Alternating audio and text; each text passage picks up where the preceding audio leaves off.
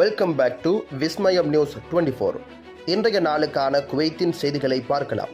செய்திகளுக்குள் செல்ல முன் எமது சேனலை சப்ஸ்கிரைப் செய்து கூடவே நோட்டிஃபிகேஷனையும் ஆன் செய்து வைத்துக் கொள்ளுங்கள்.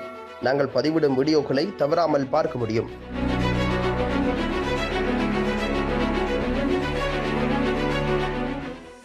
ஜிலிபல் சுயோக்கில் விதிமீறல்களை குறிவைத்து நடத்தப்பட்ட பல நிறுவனங்கள் மீதான சோதனையில் 147 பேர் கைது.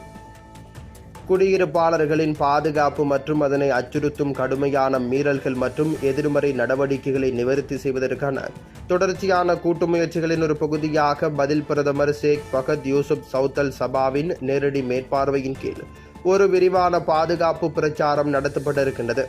குற்றப்புலனாய்வு பொதுத்துறையால் பிரதிநிதித்துவப்படுத்தப்படும் குற்ற பாதுகாப்பு துறை பல தொடர்புடைய அரசு நிறுவனங்களுடன் இணைந்து இந்த பிரச்சாரத்தை வழிநடத்தி இருக்கின்றது.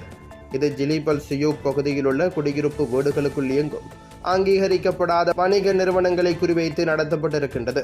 பொது தீயணைப்பு படை, குவைத் நகராட்சி, மின்சாரம், நீர் மற்றும் புதுப்பிக்கத்தக்க எரிசக்தி அமைச்சகம், பொதுப்பணி அமைச்சகம், சுற்றுச்சூழல் பொது ஆணையம் மற்றும் மனித வளத்திற்கான பொது ஆணையம் ஆகியவை பங்கேற்கும் நிறுவனங்களில் அடங்குகின்றது. 5 நாள் நடவடிக்கையில் 40 விதிமீறல் சொத்துக்கள் அடையாளம் காணப்பட்டிருக்கின்றன. மேலும் உரிமம் பெறாத வணிக நடவடிக்கைகளை இயக்கியதற்காக 81 விதிமீறல்கள் பதிவு செய்யப்பட்டிருக்கின்றன. இந்த பிரச்சாரத்தின் மூலம் 147 நபர்கள் கைது செய்யப்பட்டிருக்கின்றனர். இதில் திருட்டுக்காக தேடப்பட்ட ஒருவர், 29 தலைமறைவானவர்கள் மற்றும் வதிவிட மற்றும் தொழிலாளர் சட்டங்களை மீறிய 117 பேர் அடங்குகின்றனர். அனைத்து கைதிகளும் சட்ட நடவடிக்கைகளுக்காக சம்பந்தப்பட்ட அதிகாரிகளிடம் ஒப்படைக்கப்பட்டுள்ளனர். உரிமம் பெறாத தளங்களில் இருந்து மின்சாரம் துண்டிக்கப்பட்டிருக்கின்றது. மேலும் பங்கேற்கும் நிறுவனங்களுடன் ஒருங்கிணைந்த அதிகாரப்பூர்வ அறிக்கைகள் மற்றும் எச்சரிக்கைகள் வழங்கப்பட்டிருக்கின்றன. பொது பாதுகாப்பை உறுதி செய்வதற்கும் குடியிருப்பு பகுதிகளில் உரிமம் பெறாத வணிக நடவடிக்கைகளுடன் தொடர்புடைய அபாயங்களை குறைப்பதற்கும் விதிமுறைகளை மீறும் எந்தவொரு நிறுவனத்திலிருந்தும் மின்சாரம் உடனடியாக துண்டிக்கப்படும் எனவும் உயிர்களுக்கும் சொத்துக்களுக்கும் ஆபத்தை விளைவிக்கும் மீறல்களை தடுப்பதற்கான விரிவான மூலோபாயத்தின் ஒரு பகுதியாக சம்பந்தப்பட்ட அதிகாரிகளுடன் இணைந்து இதுபோன்ற களப்பிரச்சாரங்களை தொடர்வதற்கான தனது உறுதிப்பாட்டை உள்துறை அமைச்சகம் மீண்டும் உறுதிப்படுத்தியுள்ளது. சல்மியாவில் இடம்பெற்ற அதிரடி நடவடிக்கை, 51 பேர் கைது, 2841 போக்குவரத்து மீறல்கள் பதிவு.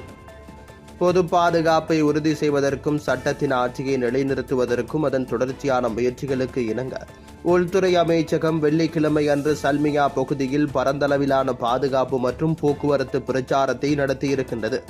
இந்த நடவடிக்கைக்கு தற்காலிக பிரதமர் ஷேக் ஃபஹத் யூசுப் சவுத் அல் சபா தலைமை தாங்கி மேற்பார்வையிட்டிருக்கின்றனர். இந்த பிரச்சாரத்தில் போக்குவரத்து மற்றும் செயல்பாட்டு துறைக்குள் உள்ள அனைத்து களத்துறைகளும் தீவிரமாக பங்கேற்றிருக்கின்றன. பொது போக்குவரத்து துறை, பொது அவசர காவல்துறை, மத்திய செயல்பாட்டுத்துறை மற்றும் சிறப்பு பாதுகாப்பு துறை ஆகியவற்றின் குறிப்பிடத்தக்க பங்களிப்புகள் இதில் இடம்பெற்றிருக்கின்றன. மகளிர் காவல் பிரிவும் குறிப்பிடத்தக்க பங்களிப்பை வழங்கி பிரச்சாரத்தின் செயல்திறனை மேம்படுத்தி அதன் பாதுகாப்பு இலக்குகளை அடைவதற்கு பங்களித்திருக்கின்றன. இதனால் பல முக்கிய விளைவுகள் ஏற்பட்டிருக்கின்றன. 2841 போக்குவரத்து விதிமீறல்கள் பதிவு செய்யப்பட்டிருக்கின்றன. குடியிருப்பு மற்றும் தொழிலாளர் சட்டங்களை மீறியதற்காக 15 நபர்கள் கைது செய்யப்பட்டிருக்கின்றனர். தலைமறைவாக இருந்த 5 பேர் கைது செய்யப்பட்டிருக்கின்றனர். நிலுவையில் உள்ள கைது வாரண்டுகளில் 17 பேர் கைது செய்யப்பட்டிருக்கின்றனர். செல்லுபடியாகும் அடையாள அட்டைகள் இல்லாத 3 நபர்கள் கைது செய்யப்பட்டிருக்கின்றனர். நிலுவையில் உள்ள சட்ட வழக்குகளுக்காக 9 வாகனங்கள் மற்றும் மோட்டார் சைக்கிள்கள் பறிமுதல் செய்யப்பட்டிருக்கின்றன. போக்குவரத்து விதிமீறல்களுக்காக 3 மோட்டார் சைக்கிள்கள் பறிமுதல் செய்யப்பட்டிருக்கின்றன. 2 நபர்கள் கைது செய்யப்பட்டிருக்கின்றனர். ஒருவர் மது வைத்திருந்ததற்காகவும் மற்றவர் குற்றம் புரிந்ததற்காகவும் கைது செய்யப்பட்டிருக்கின்றனர். சட்டத்தை மீறுபவர்களை கண்டறிந்து கைது செய்வதற்காக நாட்டின் அனைத்து பகுதிகளிலும் இதுபோன்ற பிரச்சாரங்களை தொடர்வதற்கான தனது உறுதிப்பாட்டை அமைச்சகம் மீண்டும் வலியுறுத்தி இருக்கின்றது. சட்ட அமலாக்கத்தின் தெரிவு நிலை மற்றும் இருப்பின் முக்கியத்துவத்தை வலியுறுத்தி இருக்கின்றது. குடிமக்களும் குடியிருப்பாளர்களும் பாதுகாப்பு பணியாளர்களுடன் ஒத்துழைப்பதன் மூலம் சந்தேகத்திற்கிடமான அல்லது சட்டவிரோத நடவடிக்கைகளை அவசர ஹாட்லைன் 112 மூலம் புகாரளிப்பதன் மூலம் இந்த முயற்சிகளை ஆதரிக்குமாறு கேட்டுக்கொள்ளப்படுகின்றார்கள். குவைத்தில் அமீரின் உத்தரவை தொடர்ந்து 30 கைதிகள் விடுதலை.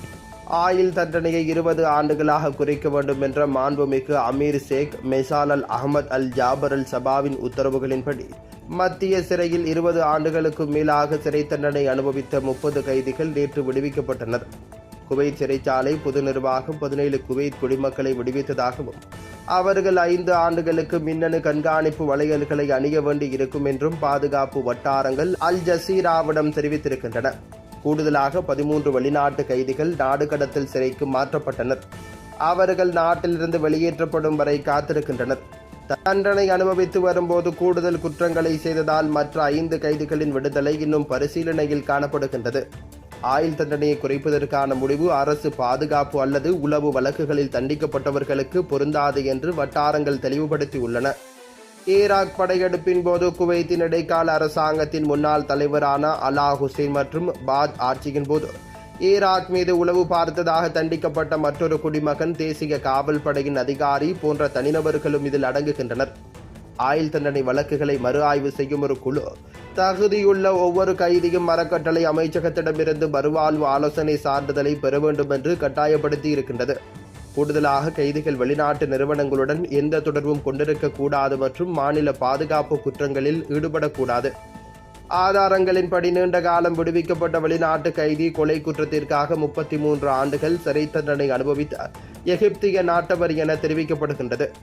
முதலில் மரண தண்டனை விதிக்கப்பட்ட அவருக்கு பாதிக்கப்பட்டவரின் குடும்பத்தினரால் மன்னிப்பு வழங்கப்பட்டிருக்கின்றது. பின்னர் அவரது தண்டனை ஆயுள் தண்டனையாக குறைக்கப்பட்டது.